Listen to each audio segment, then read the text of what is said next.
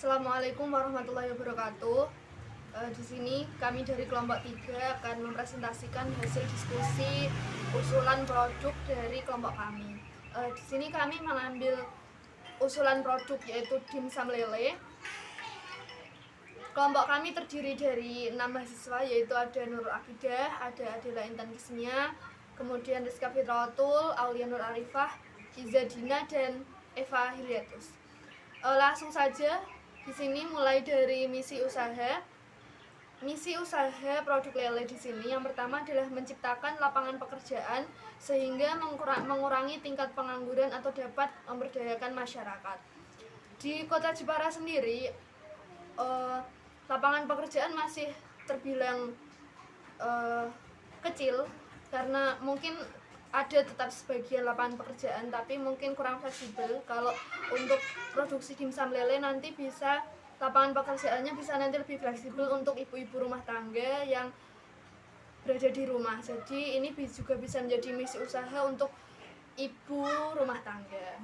Kemudian yang kedua adalah membentuk seorang pengusaha yang baik, yang di sini tidak hanya memikirkan keuntungan semata, namun juga dalam kondisi lingkungannya. Maksudnya di sini adalah kondisi lingkungan yang mungkin bisa mempertimbangkan apa saja yang nanti bisa dikonsumsi oleh masyarakat, kemudian kondisi lingkungan juga yang mungkin ketersediaan bahan baku yang lebih melimpah seperti itulah. Di sini kan kita kan mengambil produk dimsum lele, dan di Kota Jepara sendiri peternakan lele cukup banyak, khususnya di daerah Bangsri itu cukup banyak. Jadi kita tidak terlalu kesulitan untuk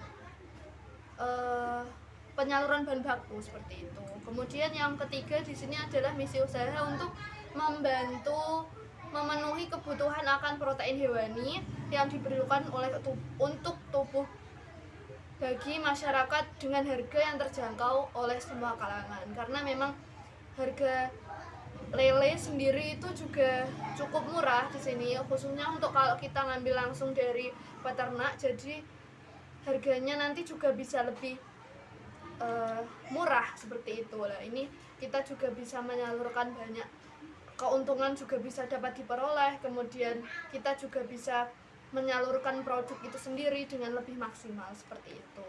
Yang selanjutnya nanti akan dijelaskan oleh Aulia. Dipersilahkan. Terima kasih Mbak Rizka. Selanjutnya akan saya sampaikan tentang usulan usaha. Jadi dimsum adalah istilah dari bahasa Kantonis dan artinya adalah makanan kecil. Biasanya dimsum dimakan sebagai sarapan atau sarsi. Dimsum merupakan produk olahan yang disukai masyarakat luas dan biasa disajikan sebagai makanan cemilan.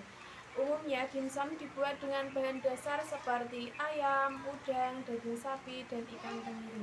Namun kami memiliki keinginan untuk menciptakan produk inovasi dengan bahan baku ikan lele demi meningkatkan nilai jual dan minat masyarakat Indonesia pada umumnya dalam mengkonsumsi ikan lele. Ikan lele juga merupakan sumber protein hewani. Dia juga mempunyai protein dan manfaat yang sangat banyak. Daging ikan lele yang tebal dan tidak adanya duri kecil di dalamnya merupakan keunggulan dari ikan lele, sehingga cocok dijadikan sebagai bahan baku berbagai olahan hasil perikanan. Produk ini kami ciptakan sebagai alternatif baru dalam membuat olahan berbahan daging, karena daging ayam dan daging sapi harganya relatif mahal. Oleh karena itu, alasan itu kami menciptakan suatu produk jajanan yang berkualitas, bergizi, dan dengan harga yang terjangkau. Terima kasih. Selanjutnya akan disampaikan oleh Mbak Iza. Terima kasih Mbak Aulia. Selanjutnya saya akan membacakan tentang operasional usaha. Aspek dalam operasional usaha yaitu mengarah ke cara pembuatan bahan baku, proses pembuatan, peralatan yang digunakan, serta lingkungan yang strategis untuk usaha. Dalam hal ini, kami membuat suatu usaha yaitu dimsum lele. Dimsum merupakan salah satu variasi makanan yang hampir mirip dengan siomay. Jika pada umumnya, dimsum dibuat dengan isian dari ayam, udang, cumi, dan daging sapi. Tetapi kita berinisiatif membuat dimsum dengan isian daging ikan lele. Bahan yang dibutuhkan untuk membuat dimsum lele, yang pertama adalah siapkan 25 lembar kulit pangsit yang siap dipakai. Yang kedua, 500 gram daging ikan lele tanpa tulang.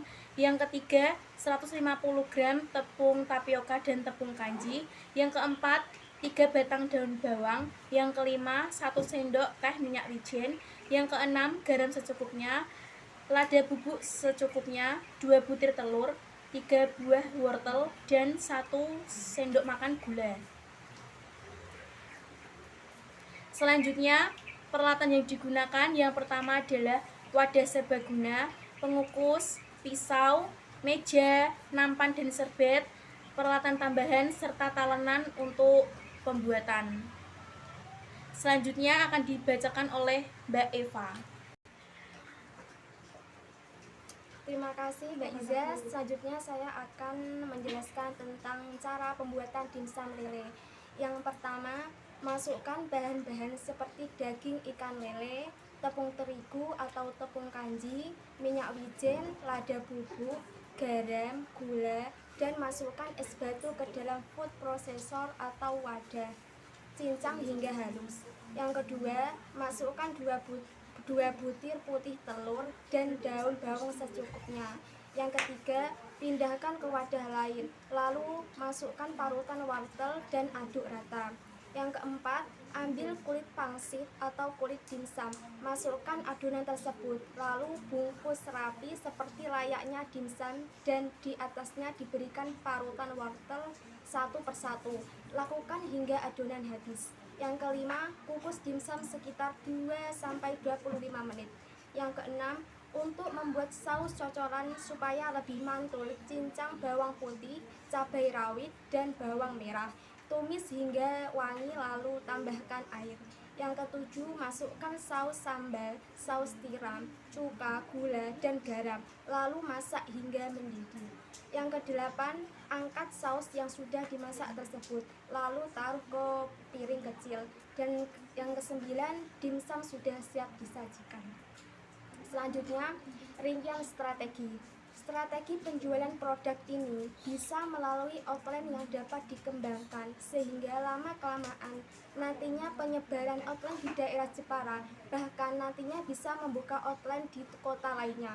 Tidak menutup kemungkinan juga kita akan menggunakan media online sebagai tempat dilakukannya pemasaran produk ini. Karena masa modern saat ini sangat terbuka yang namanya online place.